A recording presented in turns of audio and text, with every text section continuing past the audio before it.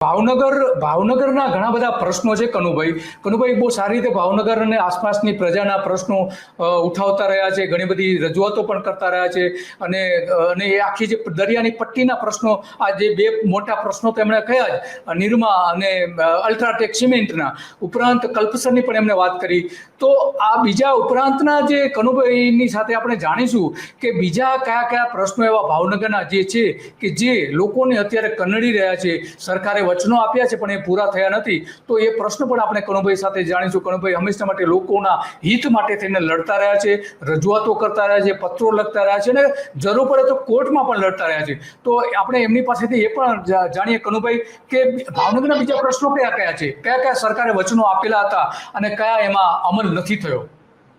ના, એ તો સરકારે ઘણા વિલંબથી હમણાં કેન્સર વિભાગ ચાલુ કરવાનો હતો ભાવનગરની સિવિલ હોસ્પિટલના, પહેલામાં સર્ટી હોસ્પિટલમાં મોડા ચાલુ થયો, પણ હજી એની સુવિધાઓમાં ઘણું બધું કરવાનું બાકી છે.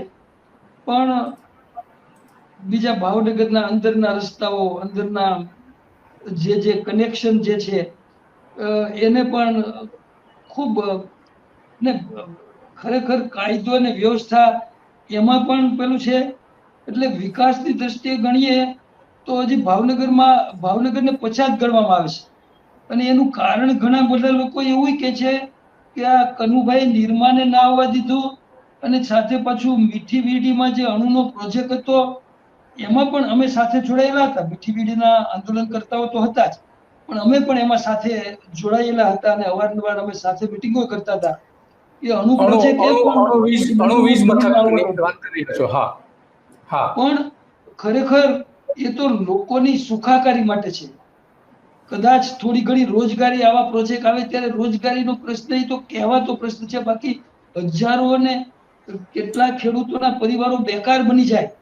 એટલે એ જાતનો જે કહેવાતો વિકાસ છે, એ વિકાસની સામે આપણે રિયલી વાસ્તવિક વિકાસ કરવો જોઈએ. અને વાસ્તવિક વિકાસ તો તરત જ થાય. માનો કે હમણાં જ વડાપ્રધાન શ્રી આવી રહ્યા છે અને જે કઈ 1,35,000 કરોડના જે લાણી કરવાના છે, એ બધાની અમલવારી ભ્રષ્ટાચારથી મુક્ત રીતે થાય. ભ્રષ્ટાચાર એ તો સૌથી મૂળમાં પ્રશ્ન છે. બધા જે પ્રશ્નો છે એની અંદર એ જ કે આ જે જાહેર કરવામાં આવે એની અમલવારી જો બરાબર થાય અને લોકો સુધી એના ફળ પહોંચે તો જે કંઈ કર્યું કાર્યું એ બરાબર કહેવાય. એના માટે વચનો દેવા સભાની અંદર, પણ એને અમલવારી થાય ત્યાં સુધી એનું પાલન કરવું એ બહુ જ પાયાનો પ્રશ્ન છે. અને એની અંદર આ સરકારી તંત્ર ઘણું ઊણું ઉતર્યું છે. વાત સાચી છે. આરોગ્યના કેવા પ્રશ્નો છે, એના ઉકેલ માટેના તે કે પ્રયત્નો થઈ રહ્યા છે ખરેખર જે વાસ્તવમાં જે ખરેખર દરિયાકાંઠાના પ્રશ્નો જે છે આરોગ્યના, તો એમાં સરકારના જે અગાઉ પ્રોજેક્ટ જાહેર કરેલા હોય જેનો અમલ ન થયો હોય અને જે નવું કંઈક કરવા જેવું છે, તમે કંઈ સજેસ્ટ કરો છો એમાં? ના, એટલે આરોગ્ય માટે તો સરકારની ઘણી બધી યોજનાઓ સારી છે. ગરીબ લોકો માટે કાર્ડની સિસ્ટમ છે ને પ્રધાનમંત્રીની યોજના છે ને લોકોને એ રીતે બહુ ઘણું બધું સહેલું થયું છે. પણ એ સહેલું છે એવી યોજનાઓ તો અગાઉની સરકારોમાં હતી જ. બીપીએલ વાળા હોય કે કોઈ પણ ગરીબ હોય તો એને એ પ્રમાણે કરવામાં આવતું હતું, રાહતમાં, ફ્રીમાં. પણ સરકારી તંત્ર છે અને સરકારી હોસ્પિટલમાં જે ઈલાજો થવા જોઈએ એ બધા વધારે પડતા પ્રાઇવેટ અને કોર્પોરેટ હોસ્પિટલો તરફ જવું પડે છે. એમાં કાર્ડની સિસ્ટમ છે એટલે કોર્પોરેટને ફાયદો મળે છે, પણ ગરીબ લોકો ક્યારેક અટવાયા કરે છે. અને બીજું, આ વસ્તુ બધાને લાગુ ન પડે, પણ બહુ પ્રશ્ન એ છે કે આવી રીતના પહેલામાં છે એટલે ઘણી વખત ઇઝી ગોઈંગ ઓપરેશન, જરૂરી બિનજરૂરી બે વચ્ચેનો ભેદ કરવો ઘણીવાર મુશ્કેલ બને છે.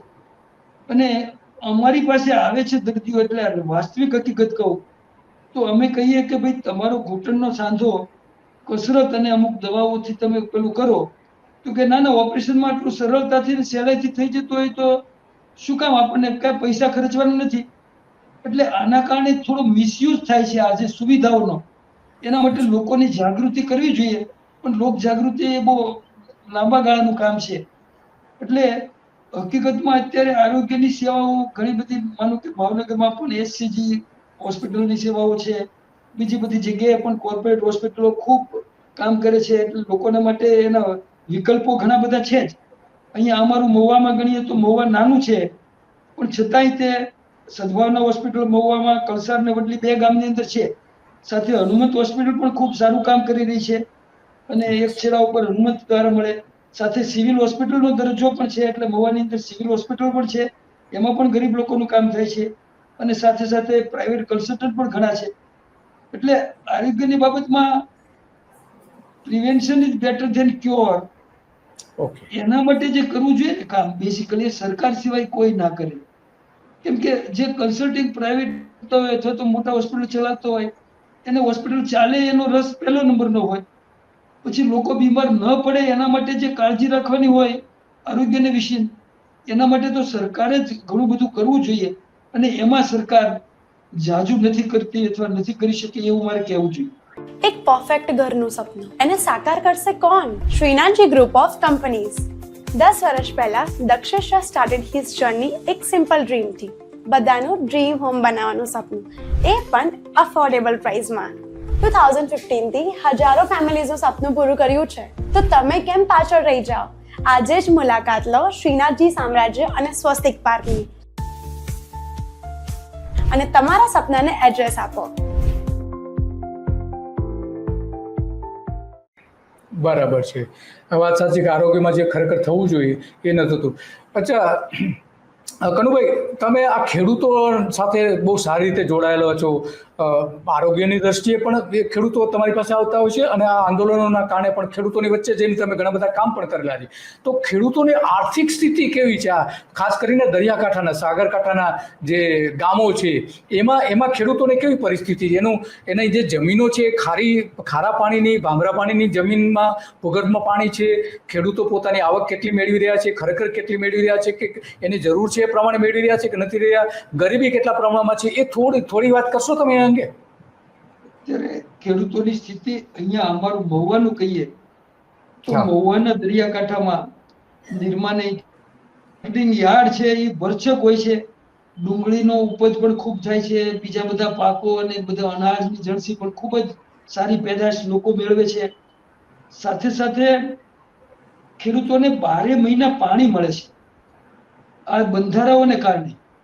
અને એના કારણે શાકભાજી પણ રાજુલા તરફથી અને બીજી જગ્યાએથી મહુવામાં લોકો શાકભાજી લેવા આવતો છે, કેમ કે એવું કુદરતી રીતે જ પાકેલું ઓર્ગેનિક શાકભાજી જે મહુવામાં મળે એવું બીજે ક્યાંય મળતું નથી.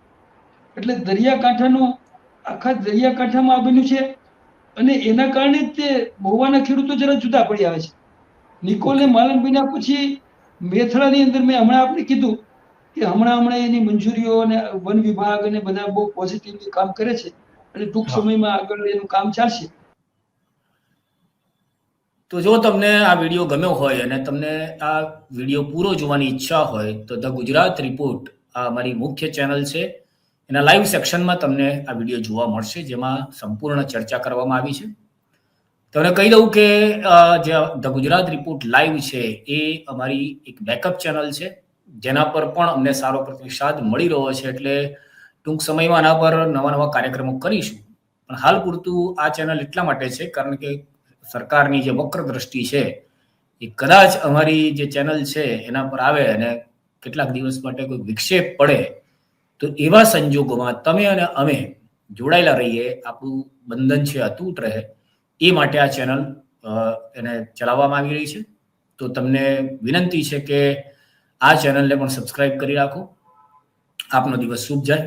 ભારત માતા કી જય.